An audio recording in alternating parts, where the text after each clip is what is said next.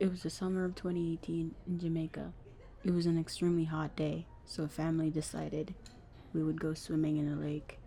And this was in rural Spanish Town, which was 3 towns away. When we got there, it was busy. Families from all over the surrounding neighborhood came by to dip in. Music was playing, food was on the grill, children played while the adults talked among themselves. My cousin and I, we were the first ones in the family to dive in. Beaches, rivers, lakes, we loved them. We enjoyed being in large bodies of water. It was the only thing we had in common.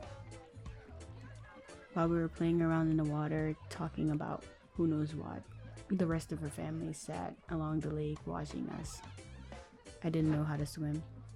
I kind of figured that if I saw it in a movie, then surely it was easy. That's when she elaborated that it wasn't as easy as just watching a movie. That's when she offered to teach me a few things. I gladly accepted, eager to learn how she got so good. Swimming lessons in Jamaica weren't cheap. This was the only bit of lesson I could get. After she taught me what she could, she said she would just go to the deep end. But she warned me that it would be dangerous for me given my skill level, and I took heed. As I watched her body soar through the water, I compared her skills. I could only swim beneath the surface, but she could only swim above. Although, I could call it sinking, because I was pretty sure that wasn't swimming for me. I attempted to swim back and forth, making sure I didn't cross the line to the deep end. The first attempt was successful. However, the second felt too long for my comfort, so I decided to swim up for air. Instead of having my head fully above, the water touched my lips. That's when I knew I had to turn back.